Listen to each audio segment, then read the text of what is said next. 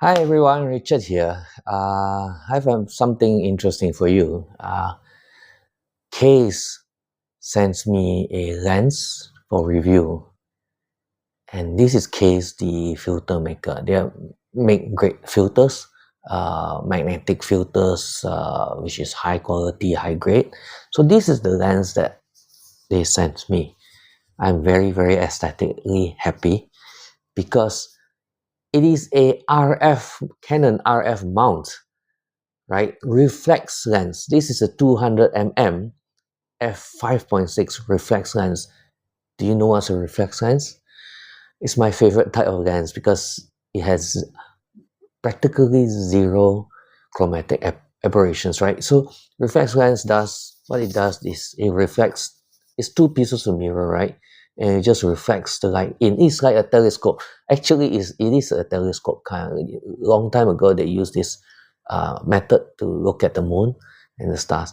So it is actually a telescopic design, which has zero distortion in terms of and as well as zero chromatic aberrations. Let's do an unboxing. Let's open it up and have a look and see. And then this is how it looks like in the case. In the case. Anyway, so very nicely, neatly packed. It comes with a nice pouch for you to put the lens in. Very nice.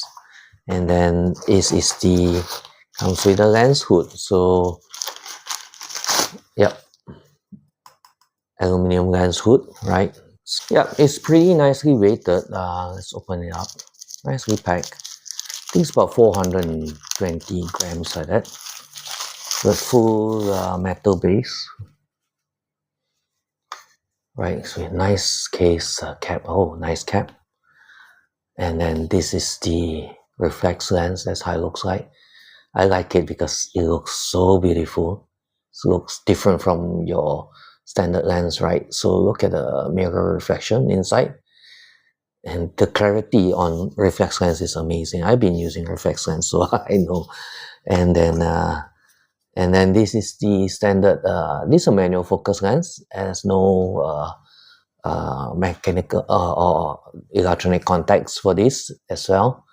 But it's RF mount, so I'm gonna put it on my R8. I'll show you in a while. And then this is the where the focusing is. This manual focus, right? So it doesn't protrude out or much, just manual focus this way. And there's no aperture setting because it's just 5.6. So let's look at this. At the same time, I can see my face inside in the mirror. It's beautiful. You can actually see yourself there. It is using a nano ultra high reflection film inside. I'm not sure why it's film. Is like maybe it's a high-end mirror coated film. And then there's a multi-layer of anti-reflection film as well, because I think they're using a lot of layering of film on top of the mirrors, right? So it does cut away all the reflection and the glare. The focusing distance is nearest is 2 meters away. Is from 2 meters to infinity. So that's the only drawback of a reflex lens, that the focusing distance cannot be near because there's no autofocus lens inside that's moving, right? So it's basically a manual front and back lens, right? And the other thing is about this is it does the beauty of reflex lens is I've been using reflex lens again, and I love it because it's something that's unique about a reflex lens, right? The bokeh is not like your standard bokeh where you get blur behind. It does render it like a painting, right? It's as though it's an art decor work.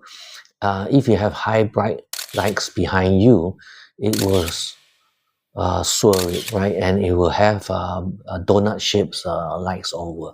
I'll show you in the photo when I go out to test on this. So this is the reflex lens. That's how it looks like mounted on the R8.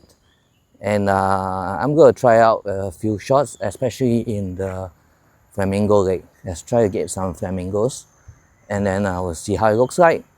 And the beauty about this, again, is a reflex lens, which means very low CA. Even if you point it at the high contrast area between the trees and the sky. So that's the beauty about having a reflex lens, right? So the other thing is, what can I think of here? Simple light. If they made this into with electronic contacts and I can autofocus, it will be fantastic.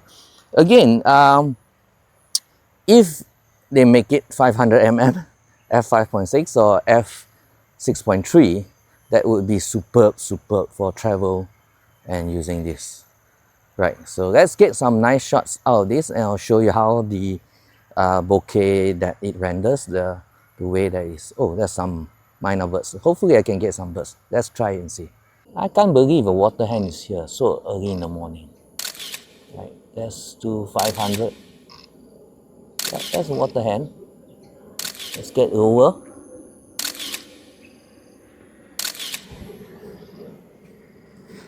Just my luck. But I don't have a long lens, that's why I need a 500mm. If Kase would give me that, that would be superb. So that's what happens if we shoot some video with this. Let's try it. Oh, the water hen is walking out of view. Let's try again. Closer, this side. Yeah, okay. Yeah, it's going back to the tree. Where's he going? Okay, now, okay, he's on the right place now. Let's try to focus. That's the water hen. And because this is manual, where's my stabilization? I need to enable my stabilization.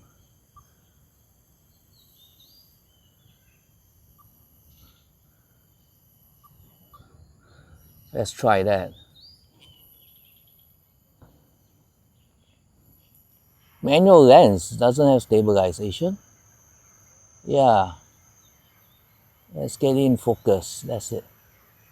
That's the water hen. There it goes. Right, the 200mm f5.6 might seem a bit high to you. 5.6, people want 2.8, they want 4, you know. But 200mm f5.6 closest focus is 2 meters. The shallow depth of field is crazy. Just now I just shot some plants. It's only a few areas is in focus, which is, as though it's a very high f-stop lens. So that's why I say at 500mm, if they make one, it needs to be at least 6, maybe 7.18. If not, when you shoot the birds or something, not much will be in focus, right? So let's go and try to get the flamingo and see how sharp the lens is, and then the color rendering of the flamingo. It's not going to have any colors, cloudy day. It's going to rain. And anyway, the lens natively, because reflex lens and DO lens, right, have lack of contrast. That's the nature of the lens, which is good because I prefer not so contrasty pictures. That if you want to boost the contrast, you can boost it post. So don't have to worry about that, the lack of contrast, but at least I'm getting my details. That's what I want. So I've used DO. I love the Prime's DO and Prime's reflex lens because the detail is very sharp. So don't worry about the contrast because you can post edit and add in contrast if you want. Okay, someone's coming to clear up the... Well, let's try to get a shot of him.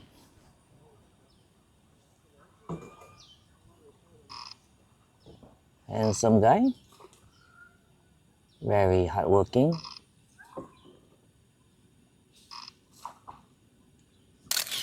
Very good, handsome guy. Hopefully I got his shot in sharp.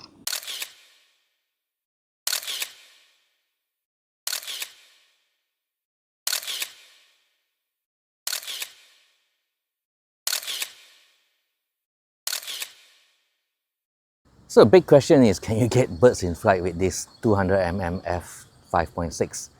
Let's try to get some pictures of birds first, and then we'll try some birds in flight. So monitor result, look at that. No stabilization.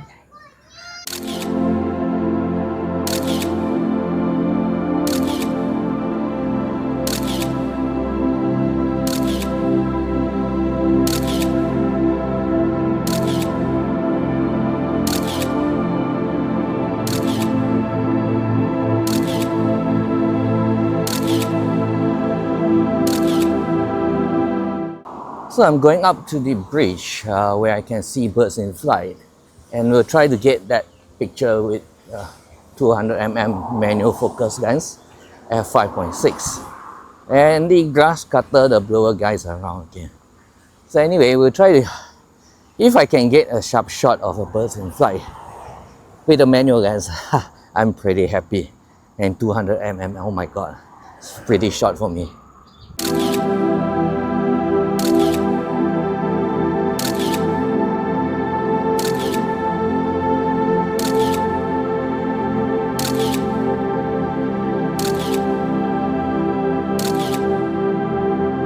Okay, that's all folks.